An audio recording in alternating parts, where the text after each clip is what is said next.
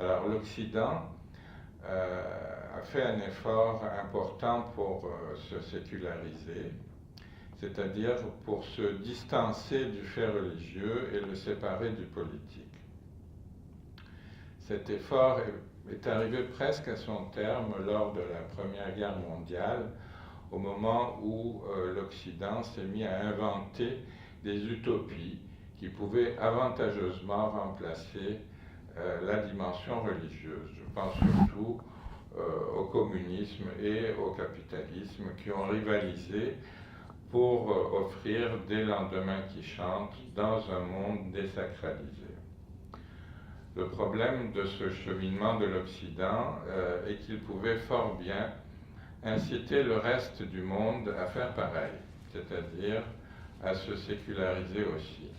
Et en premier lieu, les Occidentaux juifs pouvaient eux aussi se séculariser, tellement qu'on ne pourrait plus reconnaître le juif du non-juif. Bien des gens seraient prêts à me dire que ceci n'est pas un problème et qu'au contraire, il est tout à fait souhaitable qu'on ne puisse plus faire de telles distinctions, et j'approuverai tout à fait ce point de vue.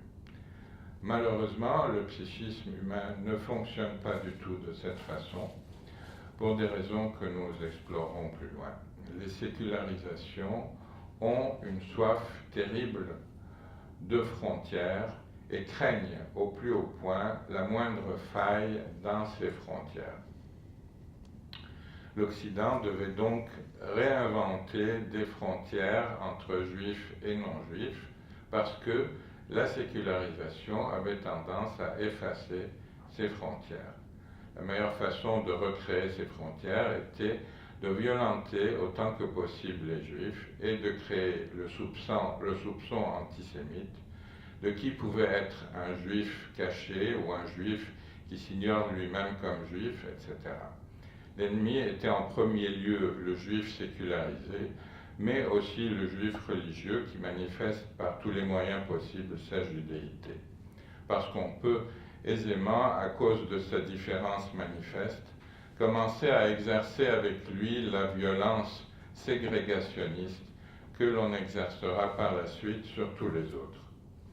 De toute façon, tous les juifs devaient être violentés, sécularisés ou non, pour qu'ils finissent par faire groupe et tracer une frontière autour d'eux aussi hermétique que celle des autres États-nations nés au lendemain de la Grande Guerre. C'est ainsi que le projet sioniste trouve être dans la stricte continuité de la marche de l'Occident vers la sécularisation. Il met tous les juifs ensemble et les identifie même par un passeport, ce qui est de loin préférable à une étoile jaune. L'idée est ici de persécuter l'autre pour lui ôter toute envie de fusionner avec soi et au contraire de l'inciter à se constituer en entité distincte, narcissiquement complète. Dans la circonstance, il s'agit de persécuter une religion pour l'inciter à se constituer en religion politique avec des frontières bien identifiées.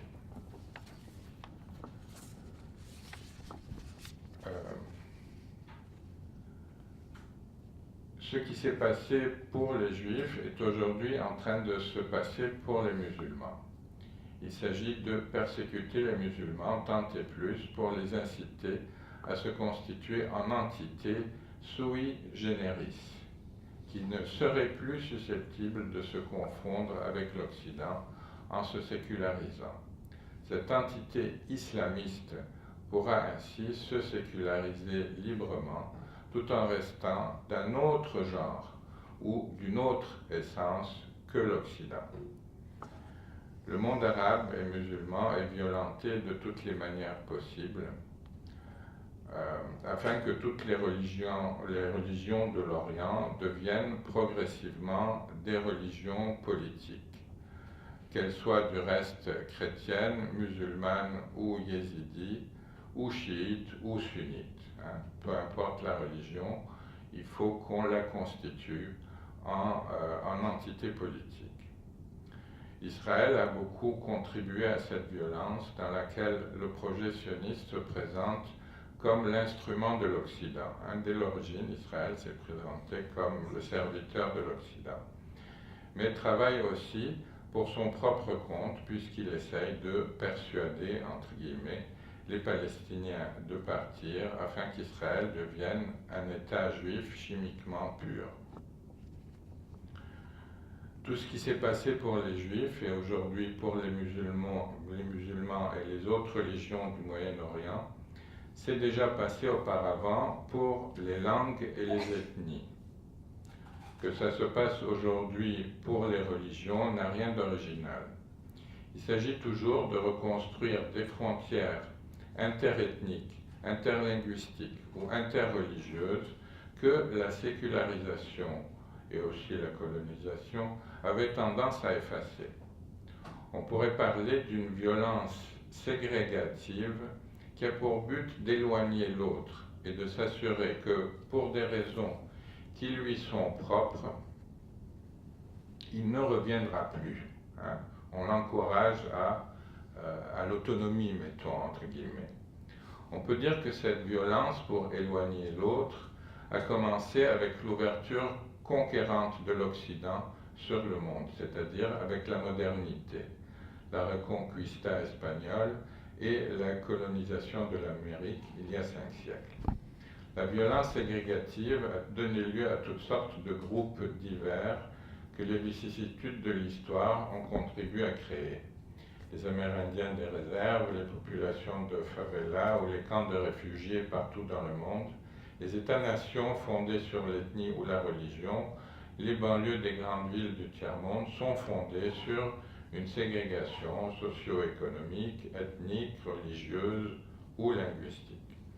Jamais cependant, et c'est l'originalité de la situation au Moyen-Orient, elles n'ont donné lieu à des phénomènes comme celui de l'intégrisme. L'intégrisme présente une sérieuse difficulté de compréhension parce qu'il combine en un seul phénomène deux aspects habituellement contradictoires qui sont le politique et le religieux. L'effort de réflexion que m'a coûté la compréhension de l'intégrisme, outre le plaisir que la réflexion me procure habituellement, m'a permis enfin d'identifier le rôle de Dieu au niveau psychique. J'ai enfin compris à quoi servait Dieu dans l'économie psychique. Mais tout d'abord, que savons-nous de l'intégrisme? Peut-être que la meilleure façon de résumer ce que nous en savons passerait par la théorie de la horde primitive de Freud. Nous avons affaire à un groupe de gens qui ont transgressé, pardon, je commence à avoir la voix un peu.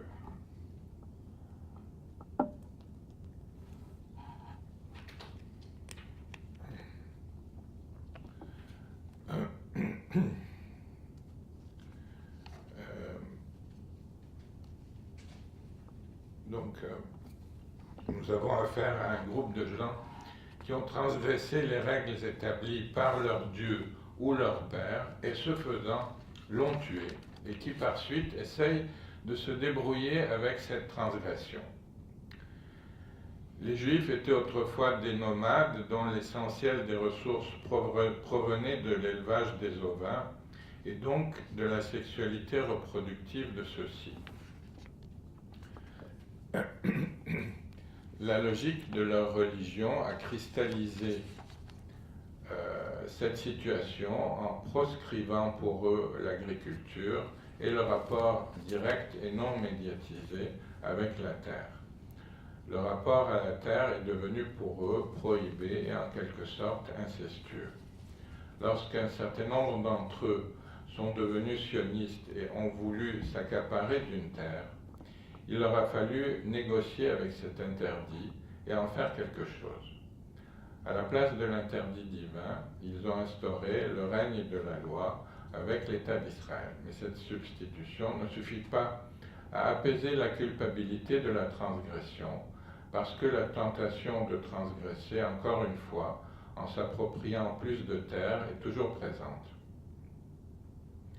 Pour les musulmans, dont la civilisation s'est construite autour du commerce et des échanges, les différences interindividuelles sont essentielles. Chacun négocie continuellement des services ou des objets avec tous ceux qui l'entourent.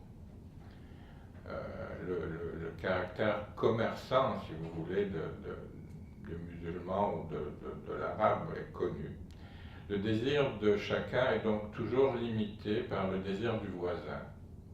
Quelle que soit la jouissance du désir de quelqu'un, sa satisfaction sera toujours limitée par l'obligation de négocier avec le désir de l'autre. Mais dans le désir sexuel, même dans le désir sexuel, il y a une négociation qui s'effectue. Le musulman ne désire pas une femme en général, mais une femme en particulier, qui est possédée par un père, un frère ou un oncle. Même après le mariage, le rôle de la famille de l'épouse va demeurer essentiel à l'équilibre du couple. Il y a une transgression chez les musulmans aussi, et du moins chez ceux qui sont devenus islamistes. La violence ségrégative qui a été exercée sur eux de façon quotidienne depuis des décennies a provoqué une accumulation démesurée de colère qui, à la longue, a cherché un moyen de se décharger. La première des transgressions est celle de ne plus retenir ou contrôler sa colère. Les autres transgressions sont offertes par la modernité. Celle-ci a permis à certains musulmans de libérer leurs pulsions, d'accéder à la possession de biens par l'enrichissement pétrolier ou la possession de femmes, sans le souci d'avoir à négocier pour cela, donc sans les limites au désir qu'engendre cette négociation. On ne possède plus une femme particulière dans la mesure où le père ou le frère le permet, on possède plutôt une femme en général qui n'est possédée par personne et on en fait ce qu'on veut, sauf si on s'impose des limites dictées par des lois.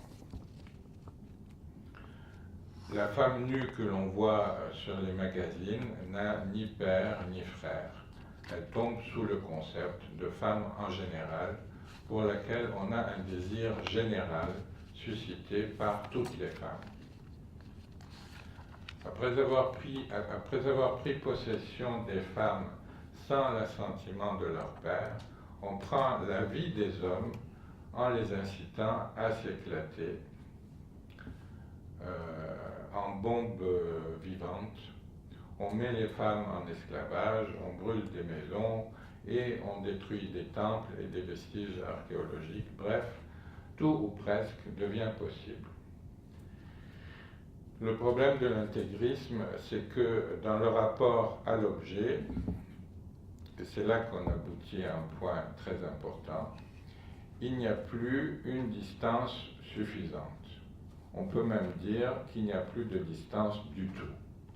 La mort de Dieu ne permet plus de maintenir l'interdit face à l'objet. C'est à ça que sert Dieu, à maintenir une distance suffisante entre le sujet et l'objet. Entendons-nous, je ne dis pas que c'est juste à ça que sert Dieu, non mais bon, il sert aussi à ça. Il peut procéder de 1000 façons pour obtenir ce résultat, c'est-à-dire maintenir une distance suffisante entre le sujet et l'objet. Quelle que soit la façon dont Dieu procède, le résultat est que le sujet n'est jamais satisfait de l'objet pour une infinité de raisons possibles, qui se résument toutes à une seule, que Dieu a retenu une partie de cette jouissance pour lui. Si on ne la lui offre pas d'avance en sacrifice, il la prend de toute façon en rendant insatisfaisante l'expérience. Il arrive cependant que l'expérience soit très satisfaisante ou alors trop satisfaisante. On a affaire alors à un trauma. Dans ce cas, de façon très soudaine, il peut arriver que Dieu meure et que le lien avec l'objet deviennent définitivement intimes. Et comme l'objet est toujours continuellement accessible, il s'ensuit un sentiment de culpabilité permanente. Je me rappelle ce que disait Michele Bianchi hier, que ce qui caractérise l'Occident, c'est la culpabilité. Mais voilà, j'abonde dans ce sens. Une expérience peut être trop satisfaisante et entraîner la mort de Dieu dans beaucoup de circonstances. Lorsqu'un enfant est abusé physiquement ou sexuellement, lorsqu'un adulte subit un trauma violent ou sexuel, lorsqu'une jouissance est trop importante pour être supportable dans la drogue, l'alcool ou le jeu de hasard. Dans ces cas aussi, Dieu ne met pas de distance entre le sujet et l'expérience traumatique.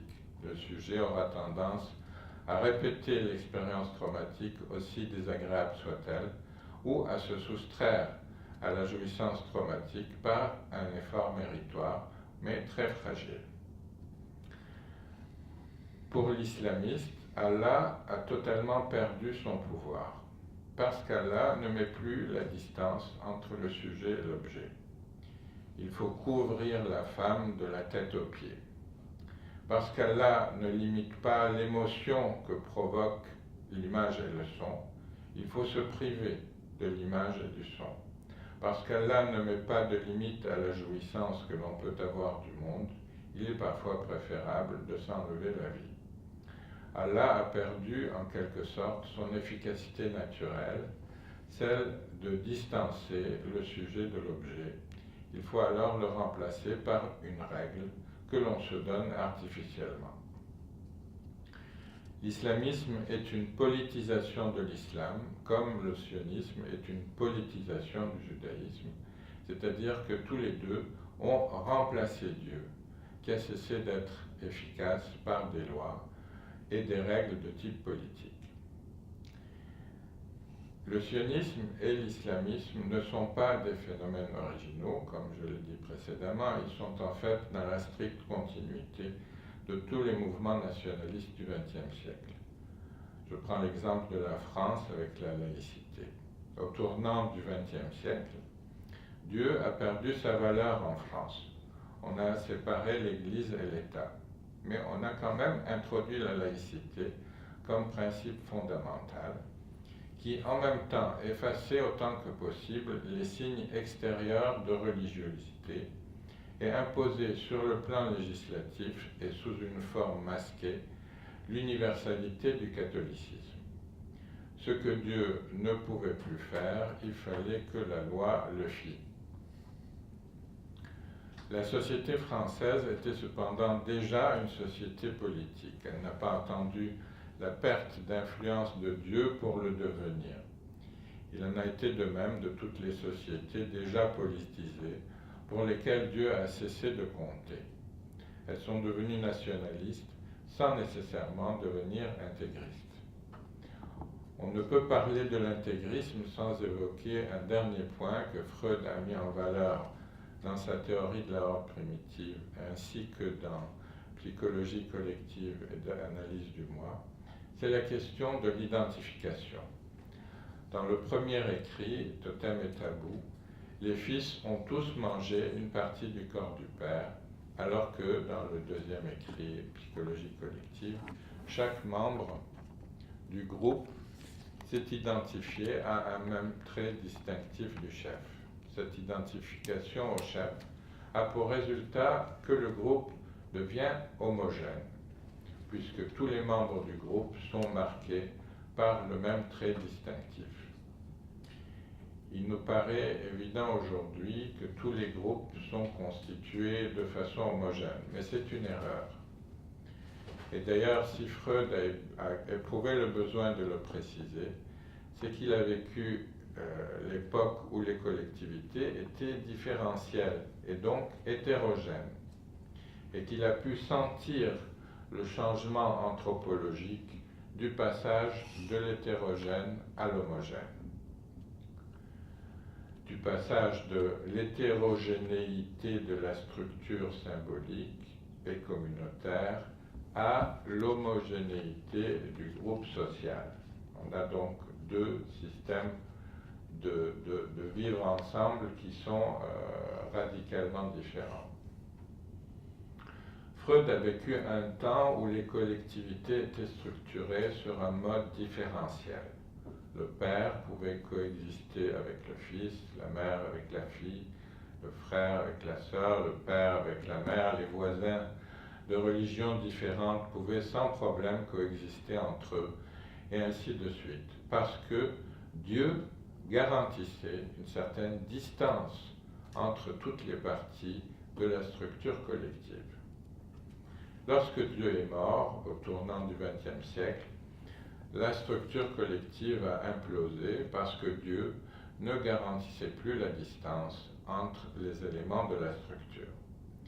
Il a fallu alors procéder autrement et grouper séparément les pères, les fils, les mères, les filles, les ouvriers, les patrons, les femmes, les hommes, les musulmans, les chrétiens, les juifs, les chiites, les sunnites, les nations, ainsi de suite. Il a fallu utiliser à plein tube l'identification, comme Freud l'a tout de suite remarqué, pour ordonner de façon nouvelle les collectivités qui avaient perdu leur structure intérieure en perdant l'efficacité de Dieu. Les collectivités en perte de Dieu se sont alors remodelées de façon multiségrégative et nationaliste. Le XXe siècle et apparemment le XXIe siècle aussi ont été et vont être les siècles de la multiségrégation. On sait enfin à présent à quoi sert Dieu. Il sert à maintenir la distance entre le sujet et l'objet, à garantir la distinction entre les différents éléments de la structure et ainsi la survivance de cette structure. Nous savons aussi à présent que la mort de Dieu, quelle que soit la religion dont il s'agit, signifie la ségrégation quasi permanente entre des groupes construits par identification. Le terme d'intégrisme devrait être réservé aux groupes religieux qui se politisent au nom de la religion. Ces groupes se trouvent alors dans la situation paradoxale de devoir légalement restaurer le pouvoir de Dieu par l'intermédiaire d'une religion législative. L'intégrisme diffère, nous l'avons vu, du mouvement nationaliste laïque qui renonce à Dieu dans le champ politique tout en imposant une universalité citoyenne qui est en fait une forme camouflée de l'universalité catholique. Le laïc ne dira pas qu'il instaure l'universalité au nom du catholicisme. Il dira que ce sont les principes républicains qui commandent cette universalité. En ce sens, la laïcité au début du XXe siècle a refoulé Dieu pour mieux le restaurer sous une forme méconnaissable. Il y a là une sorte de refoulement réussi. Au XXIe siècle, cependant, la laïcité n'est plus capable de jouer son rôle uniformisant d'autrefois. Si Yves Montand, fils d'immigrants italiens, pouvait parfaitement passer inaperçu au siècle dernier, aujourd'hui, Mohammed ou Oussama Ben ou Bou quelque chose, avec ses cheveux frisés et son teint basané, n'a plus aucune chance de ne pas se faire remarquer. La laïcité était au siècle dernier intégrative. Aujourd'hui, elle est ségrégative. La laïcité est mise en cause chaque fois que quelqu'un remarque que Mohammed n'est pas un Européen de souche. De là à penser que c'est Mohammed qui ne veut pas que la laïcité soit intégrative, il n'y a qu'un pas que bien des gens, hélas, ont déjà franchi. C'est Mohammed qui devient la cause de la faillite de la laïcité et non pas la laïcité qui est responsable de la faillite de Mohammed. Si Mohammed n'était pas là, la laïcité ne poserait pas de problème. La laïcité, tout à coup, crée de la différence au lieu de créer de l'uniformité. Elle fonctionne curieusement comme le Dieu d'une religion qui crée continuellement de la différence. Les Français, ce peuple qui a tant voulu se débarrasser de Dieu, se retrouve avec un principe qu'ils ont eux-mêmes créé et qui finit par fonctionner comme un Dieu en créant de la différence là où il aurait dû instaurer l'uniformité. Il leur faut alors soutenir quand même la laïcité et la renforcer par des étayages législatifs, quitte à expulser Mohammed de l'espace public pour restaurer l'homogénéité. Ils deviennent ainsi de véritables intégristes de la laïcité. On assisterait ainsi à une véritable israélisation de la France, qui, au nom de l'État laïque, transformerait les non-blancs en non-citoyens. L'intégrisme a conscience que Dieu est rendu totalement impuissant et qu'il faut se substituer à lui pour maintenir artificiellement son pouvoir. Il est aisément reconnaissable lorsqu'il prétend vouloir réinstaurer le pouvoir divin, mais l'est beaucoup moins lorsque les principes que l'on veut réinstaurer n'ont plus l'apparence de la religiosité, comme nous l'avons vu pour la laïcité, qui n'a plus gardé la trace du catholicisme dont elle est issue. Peut-être que le meilleur critère pour identifier l'intégrisme sous toutes ses formes serait son souci de faire groupe par opposition ou à l'exclusion d'un autre groupe. Ceci indique qu'il y a une perte de limites et que ces limites doivent être remplacées par des frontières. Voilà ce que j'avais à vous dire. Peut-être un dernier point, que au fond l'intégrisme est comparable, mais à la névrose obsessionnelle un petit peu, hein, qui n'a pas conscience que Dieu est mort, mais fait comme s'il était encore vivant, en instaurant des lois qui font croire qu'il est encore. Voilà à peu près ce que j'avais à vous dire.